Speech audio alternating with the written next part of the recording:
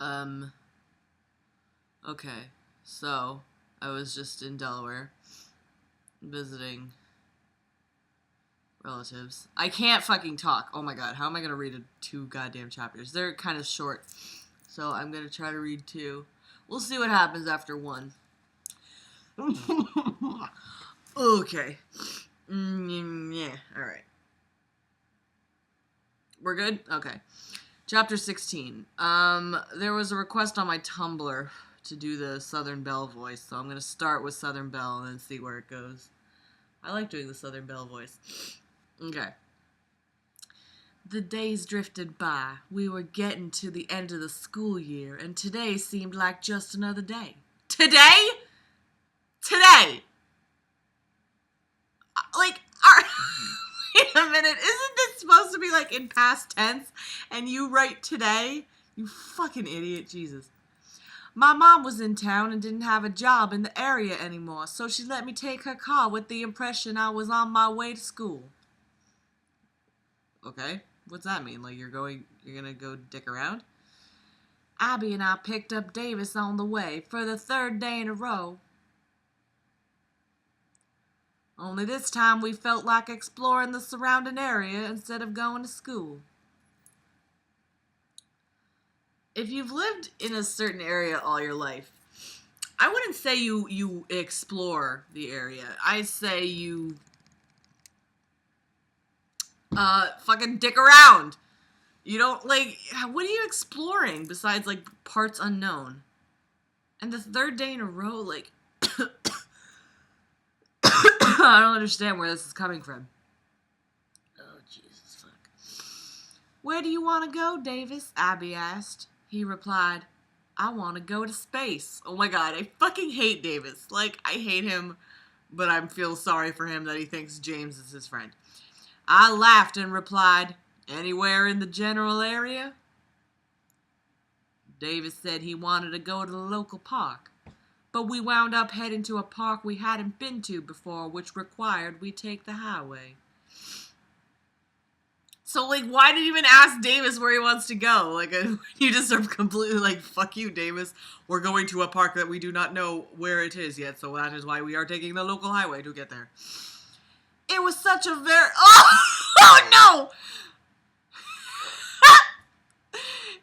It was such a very sunny day.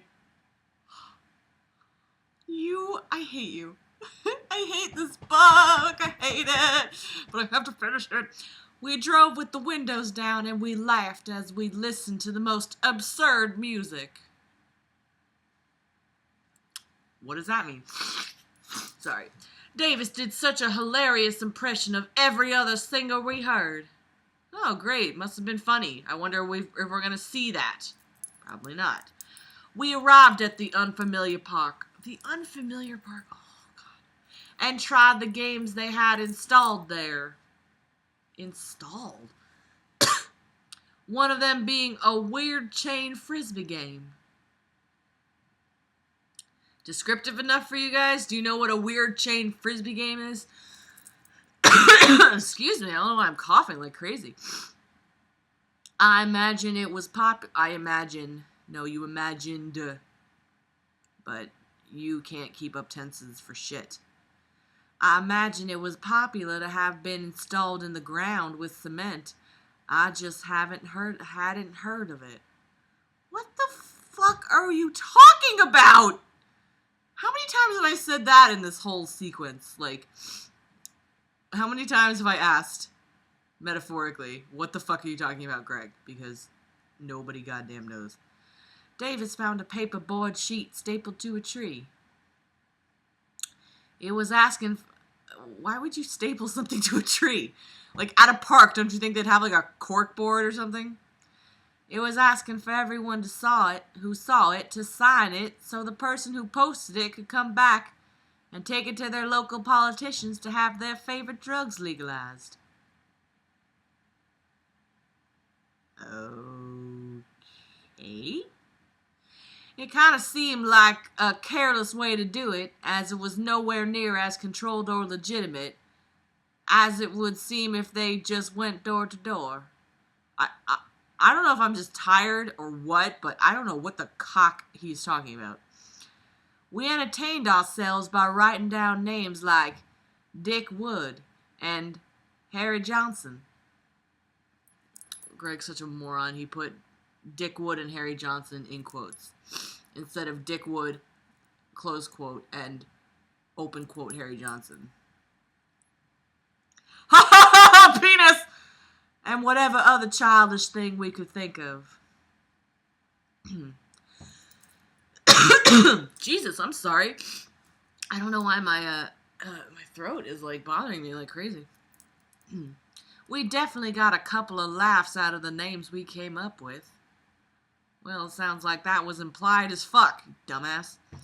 As the day wore on, we became hungry, so we ate our sack lunches.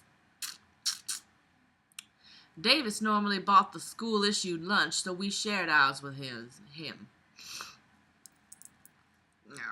And Davis checked his phone and let us know school was about to be out. This meant my mom would be expecting the car.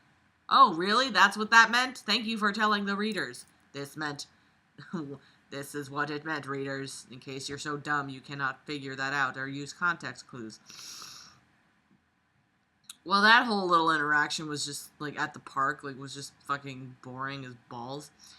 As we drove down the road, Davis kept sticking his head out the window like a dog, yapping and howling, till he saw something that caused him to go completely silent. I'm not even going to comment anymore about Davis's antics, because fuck that shit. Abby looked back and followed Davis's line of sight until she saw what he did. Okay. Slowing the car to see what was wrong, I realized tears were filling Abby's eyes. She couldn't handle it and looked away to bury her head in my chest.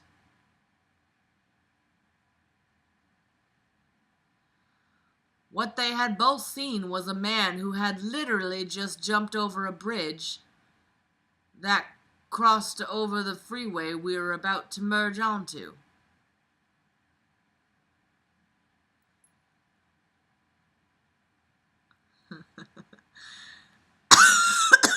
Sorry. Ugh. I don't know what the fuck I'm reading. Without a second thought, Davis stumbled desperately out of our still-moving car towards what he perceived as a rapidly dying man. Why did he... How do you know he perceived that? How? Bite your face off. And how did he... how fast were they going? Wait a minute. I don't know what the fuck my... a man who literally just jumped over a bridge that crossed over the freeway we were about to merge onto. Do you mean a fucking overpass, Greg? Jesus Christ. I don't understand. I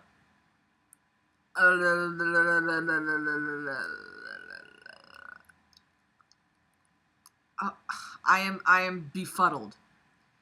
Not thinking about himself for a second, Davis had somehow made his way to the center of the 4-lane freeway and tried to lift the man up so he could still have a chance at life. How did Davis get out of the car that's still moving on a fucking freeway? He'd be dead. What the hell am I reading? What the fuck? What the fucking fuck hell am I reading? Hell fuck. My heart was pounding to a point where I felt like breathing was as difficult as lifting weights. You weakling. I wanted to scream, reach out to save Davis and run away all at the same time. Cars screeched around Davis, but he barely paid any attention to them. As we rushed closer to him, are they out of the car? Are they still in the car? What? Does anybody know? Did I read this correctly? I don't understand. I heard him screaming to the man, "It'll be okay, mister." Oh my god. He put M-R up, period. You're so fucking lazy. I'll Davis couldn't even finish his sentence. Not even the school shooting compared to seeing my friend obliterated on the highway as he tried to save a life that didn't even want to be saved.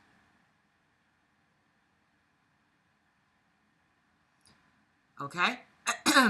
Obliterated, huh? A large van had just swerved to avoid Davis, but someone was tailgating behind the van and had no time to evade. Fuck you, and the fucking words that you use. No time to evade. No time to evade what? You can't just say no time to evade. Like, you have to evade something. Evade on its own at the end of a sentence does not sound correct. Davis's entire body rose up and spun in the air, his head smacking against the pavement so hard you could hear the impact over the screeching tires. Abby and I both screamed still, trying to make our way towards him. So who was this guy? I don't understand. Like, did this guy, like, I don't know, like, somebody help, like, can somebody help explain? I was so overwhelmed seeing my friend, my only real friend, torn away from me in an instant. I didn't care if I was gonna die too. I rushed out on the freeway, grabbing and pulling him away so no other cars could strike his body. Where's his car? Where did he stop? How fast were they going that Davis was able to get out of the car while it was still moving? What the cock? Traffic came to a stop quickly after I pulled Davis off the road. Barely being able to see, my eyes blurred and filled with tears. I looked up at the hanging man Davis tried to save. The hanging man. And even through my distorted vision, I could see his neck was contorted in a strange way.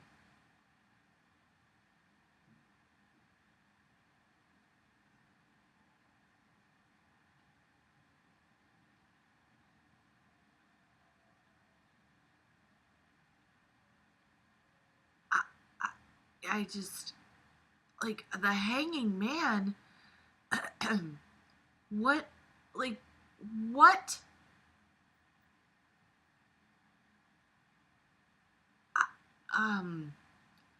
I couldn't really understand it. No, neither could I. At the time, I was just sobbing. I hated myself for ever being in Davis's life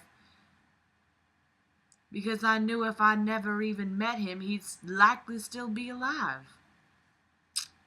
Okay, that's some unneeded guilt right there. Like, so many thoughts rushed into my mind as I held Davis, whose body remained completely limp, his neck further back behind his shoulders than I feel comfortable admitting. What the fuck does that mean? If his... This is bad, but if his body's intact, then he's technically not obliterated, am I right? He was going to change so many lives. Oh my god, no he wasn't. He was going to share his happiness and humor with the world. I always thought he was bound for amazing things, and I kept reminding myself of the reality that he would never had those things had I never been born. This is all shit that you're thinking of on the side of the road, because this seems way more existential than you are letting on. How could I not blame myself? I had never hated myself more than I did in that moment. Well, I hate you too, for being a whiny fucking brat.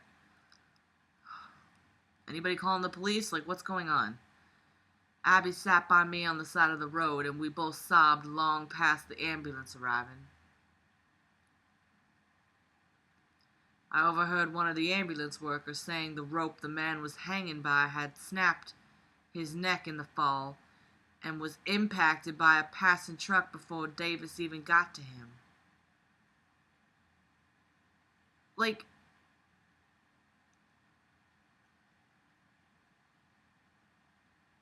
okay. But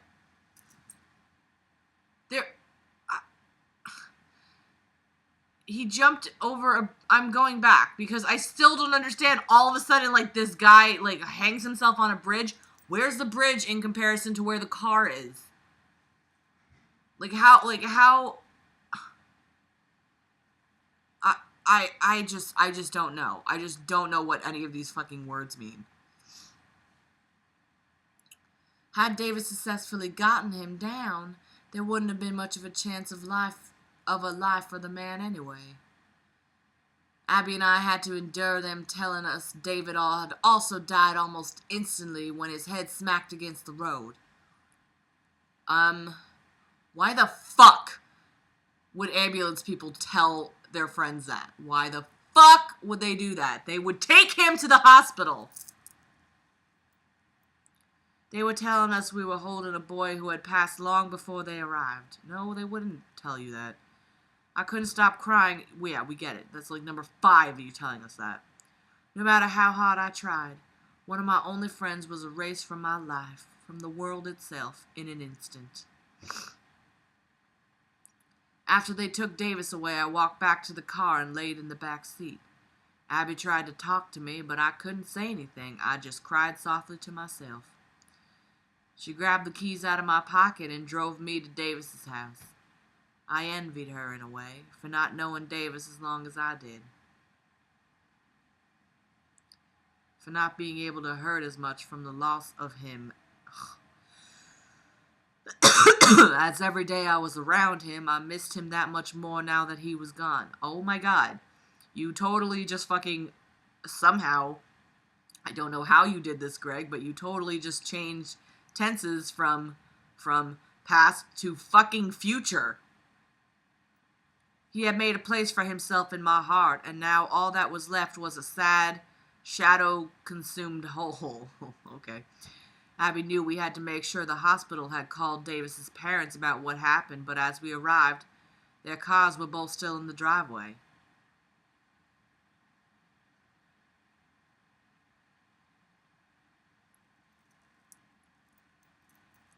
No, I don't think so.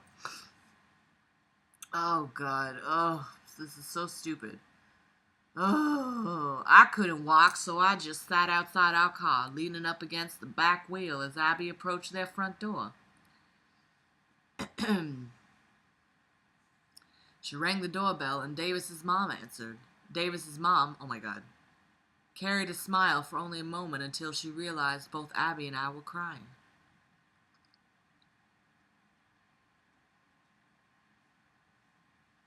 Okay. She asked where Davis was because she knew we picked him up earlier that day, and that's where we heard her phone start to ring, and that's when we heard her phone start to ring in the background. Davis's mom had put, Jesus, you don't even give her a name. Davis's mom had put everything together in a matter of seconds, just because I'm James and I know everything about everybody, and began screaming with an intensity I had never heard before. She ran over to me, screaming as I remained hunched over, unable to move. What did you do? What did you do? Where is Davis? I just kept crying. I had no words. She screamed, God damn it, don't you do this to me. He loved you and you do this to me? She ran back into her house to answer the still ringing phone. I was completely lost in my own head. I had no escape. I only had the same images playing over and over again. Oh God, this is fucking weird.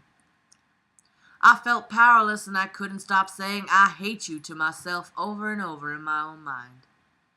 Had Abby not been there, I would have never made it home that night. She was all I had left.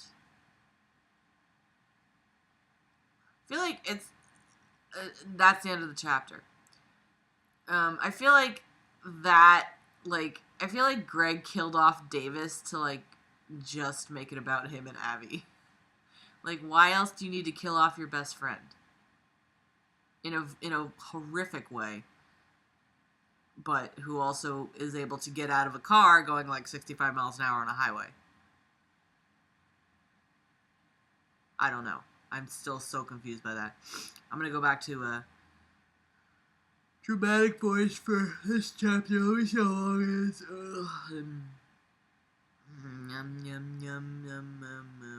It's not that long. I'm only going to do this next chapter. Wait a minute. Let me just see how long chapter 18 is. It's long. Yeah. Oh, yeah, it's long. Oh, yeah, it's long. Yeah, I'm only going to do chapter 17. I'm sorry. I'm just really tired. I'm not sorry. Fuck you. I'll do what I want. Alright, come on. Okay, come on. Come on. Come on. Yum, yum, yum. I wonder what Davis's mom looks like. Oh, that's right. We have no idea what any of these characters look like, except for... Actually, no, nobody. Davis's funeral came too quickly. I couldn't imagine ever being ready to say goodbye. Sometimes I felt like it would be so much easier had it just been me. But then I would imagine Abby being left alone and felt even more pain. Oh my god, you're so fucking selfish. I can't find solace in grand gesture of self-sacrifice. That was so, like, archaic sounding. I can't find solace in grand gesture of self-sacrifice. As it would mean hurting everyone else I love, and yet I'm struggling to accept the very reality that surrounds me. Like, what tense are you speaking in? Like, isn't this supposed to be, like, a past tense book? Like, things that happened in the past? And yet he is now, in present, struggling to accept reality around him. Like, first-person narrative, it's like, okay, in Clockwork Orange. Like, Alex is talking... I'm sorry, that was gross. Alex is talking to the reader. It's first-person narrative, but he's also talking to the reader. Addressing the readers and saying, guys, like, this is my life. This is what happened to me. And I feel like that is I like those kinds of first-person novels because it really engages the reader.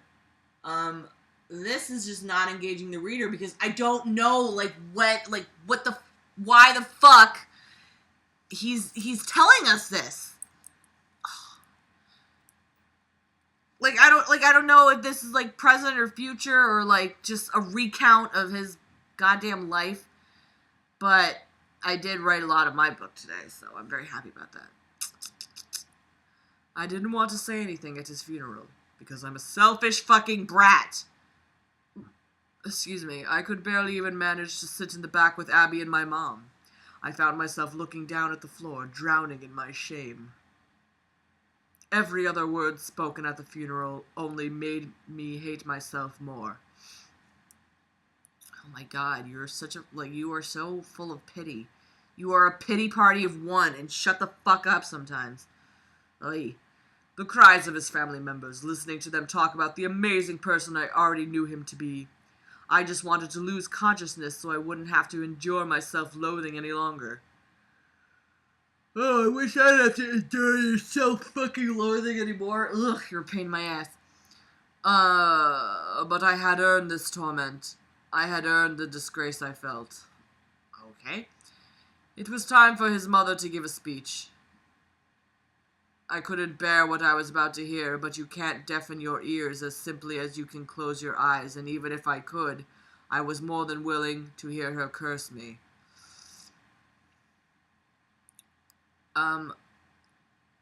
Is Greg still playing the victim?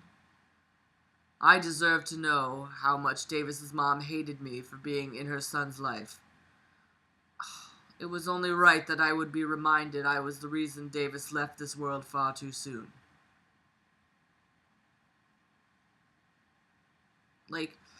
I know people have feelings of guilt, maybe survivor's guilt. Maybe there's a bit of survivor's guilt playing here. I don't think that's the case. I think Greg is just giving more of an excuse for his character to throw himself a pity party, and then that'll get him to have Abby be like, oh, it's okay, you are all I have in my life now, or some bullshit. I don't even know. I honestly don't even understand why he keeps yammering about how he's like he hates himself now suddenly. She approached the podium that stood next to an enlarged picture of Davis surrounded by flowers. Davis's mom began to speak. I'm so glad that we have a character name for this woman. My son was the brightest light in my life. From the moment he was born, I could see happiness in his eyes. He always loved... Okay, this is obviously a universe where people can see other things in other people's eyes quite easily. I could see he always loved putting a positive spin on most everything around him. But despite his regular upbeat attitude, She paused, looking at the far wall behind us all. Collecting herself, she continued. We didn't spend as much time as we have liked. If I'm going to be honest, I assumed, like many parents, that I would never see my child pass before I did. Okay, what was that weird, sentence before that? She paused again, looking down with her hands clasped firmly on the podium. Sorry, I totally read that incorrectly. She paused again, looking down with her hands firmly clasping the podium. She said, his father and I worked a lot, a ridiculous amount, really, but we were able to create a comfortable life for Davis. We would have dinners every night together, and he would talk about everything that was going on at school, only to return to his room whenever he was not eating with us or participating in some holiday. Alright, and he closed parentheses, and now he opened parentheses again. Oh my god. A lot of people will sugarcoat what person they idealistically believed their kid to be. All I can really tell you is the truth. Our son was literally perfect in every way. Greg, not everybody is dumb like you and uses literally incorrectly. That is the complete and utter truth, so no denying it whatsoever. He was an angel, she said as the room slightly brightened in its mood. Did you really fucking say that? The room slightly brightened in its mood. What? What the fuck? Oh my god! She continued. When I was able to spend quality time with my son, he often spoke of his friend James. James, as some of you know, was there when Davis passed. He would always say how much he liked James and told me how handsome he thought he was. Stop it! Just stop it! Just fucking stop!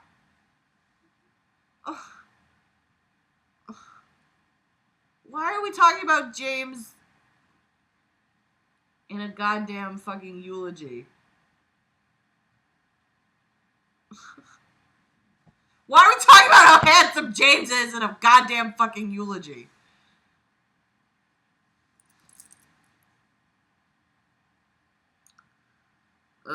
He said just being around James made him feel like he was cool and part of something important. I sat there crying, listening to her not curse me as I suspected, but possibly even worse, making me hate myself more by revealing how much faith Davis had in me. Oh my god. I am so goddamn over this shit. This is such a whiny motherfucking pity party. I know, apparently your friend just died in a really horrific way, but again, he's making it all about him. He's making it all about him. He's making it all about him. The weight I felt on my shoulders increased, knowing how much he was counting on me, and where was I? I flashed back in my mind to the freeway. Abby and I couldn't catch up with him. We tried, but were scared. Seeing that man hanging there, oh my god. I don't understand! I just don't get it! It was like something you would see on TV. A scene straight out of what you'd expect from a third world country. Numerical 3 RD. Why is that something you'd expect from a third world country? What claim is that? What basis is that from? We weren't ready for it, but Davis just ran out without thinking about it. It's like he had no sense of self. Okay, that's a nice thing to say about your friend. He cared about a stranger. Oh my god.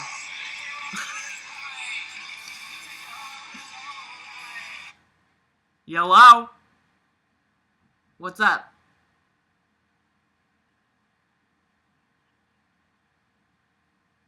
What cup? Oh. Oh, that's okay. Yeah, no, that's fine. Yeah. No, I don't. It's okay. By the way, the phone ringing like scared the unholy Christ out of me. I wasn't expecting it. Okay. I'm fine. Yes, she's fine. Okay. I love you too. Okay. Bye. Sorry, that was my mom. um. Seriously, I just wasn't expecting like a phone to ring, so it just scared the shit out of me.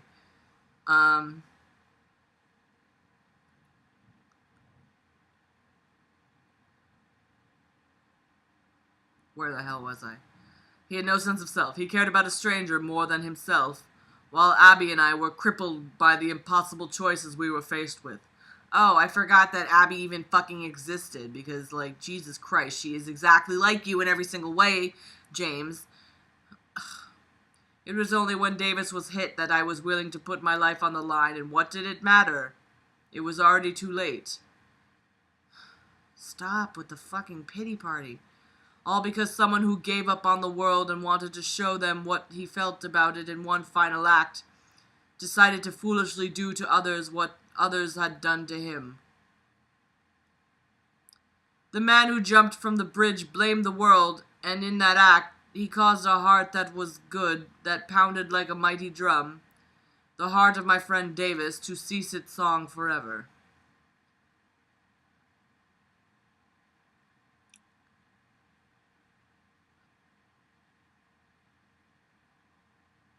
I don't know what to think anymore. I looked up to see Davis's mom continue to struggle. She managed to go on. I know James is angry at himself for what happened. I screamed at him when he showed up on my doorstep crying. Knowing Davis was with him, I held him responsible. But after talking to the emergency responders, after learning about exactly what happened, I realized James is actually the reason Davis is lying in this casket before us instead of only ashes in an urn. Oh my God.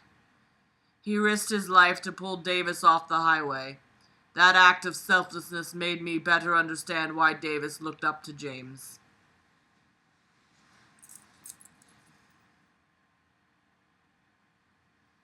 Greg is so goddamn selfish and so goddamn self-centered. He thinks that somebody is going to really talk about them that much in a eulogy.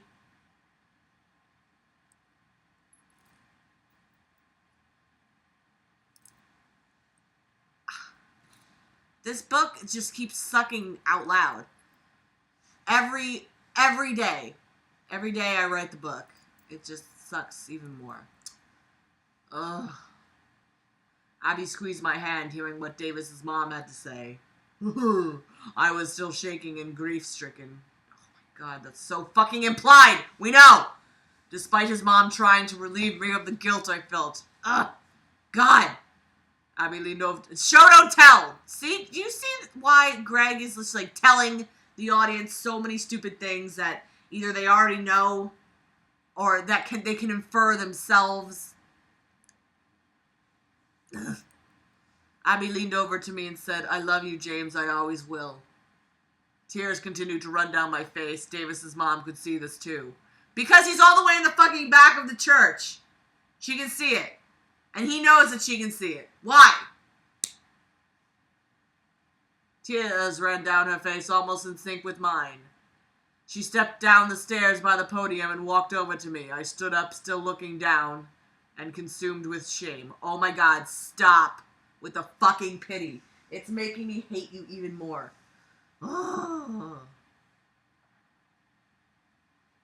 She wrapped her arms around me, and I could hear other people gasping for air.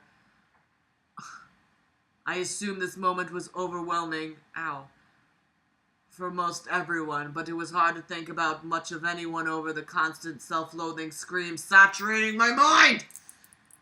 Did you guys know that James is hating himself right now? Because I didn't know. I can't tell. What's I don't understand. Like, I don't get it. What was told to us as readers that James hates himself right now? I feel like crying. My tears began to soak into Davis's mom's shoulder. Like, Davis's mom. That's all you call her. Why? Why do you not give her a name? I don't understand. I just don't get that. She's obviously a significant character in the book at this moment, and you still don't name her. Fucking weird. So I lifted my head only to see her holding a brave but pain-filled smile as she looked upon me with tear-filled eyes. Davis's mom then returned up the stairs, and I sat back down. I felt awful. No shit, Sherlock.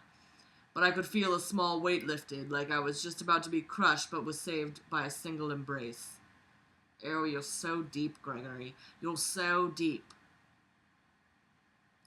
Davis's mom concluded her eulogy. I don't want anyone to be angry over what happened to my son, but sadness is just our way of showing how much we cared for him. I think it's important that we all remember that there are pieces of my personality, your personality, every personality in this room that are shared with countless other human beings on this planet. Your opinions, feelings, and behaviors are very rarely experienced and expressed by any one individual. Accept it or not, because none of us can really die. Accept it or not, none of us can really die, because every aspect of who we all are exists in our brothers, our sisters, Sadie, and even many complete strangers. Our playfulness, our capacity to love, everything that makes us who we are, is shared with countless human beings. Some like us in many ways, only others sharing a few traits. That's quite philosophical for a eulogy. Right? I see Davis's smile in my husband, she said, looking over to her husband, who gave a small smile of encouragement as tears ran down his face. I see his eyes in his grandmother. He also had many nerdy hobbies just like her as well. The room gave out a sad laugh as she continued. Okay. We were all part of Davis, and Davis is a part of us. Live on knowing so long as one of us survives, none of us can ever be completely gone. She concluded, now looking down, tears falling from her eyes, to the podium. I love you, Davis. When I miss you, I'll do my best to pay you a visit. Through your father, through your grandmother, and if I'm alone, I'll do my best to see whatever part of you I can see through myself. I don't get, there's so many, big, grandiose speeches in this book that, really don't serve that much of a purpose. I'm very confused. I'm very, very confused.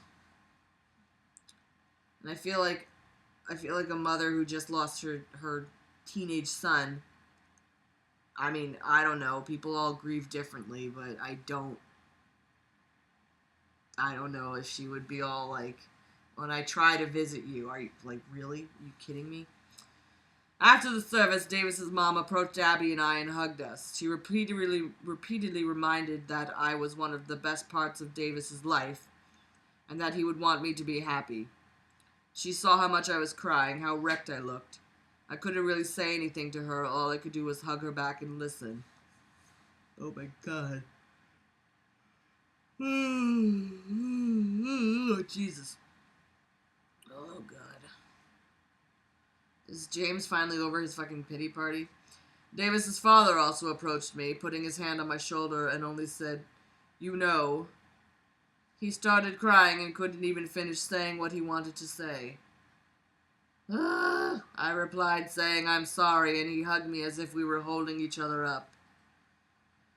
Oh boy, we were both so tired of crying, so weak, neither one of us had eaten much of anything in days. Like, how do you know? How do you know? How do you know that the dad didn't eat anything either? Oh my fucking God.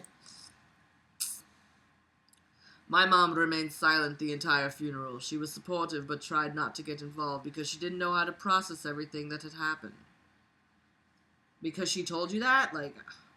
Abby and I sat in the back of the car holding hands the whole trip home. Just as she had many times before, she ran her fingers across the hairs on my hand, trying to comfort me.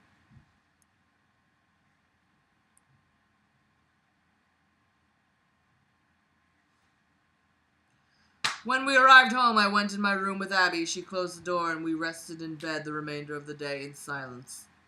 We were emotionally exhausted, and sleep was a small break from the painful reality we had come to find ourselves living in. And that is the end of that chapter. I don't know how to even feel about that. It just seems so,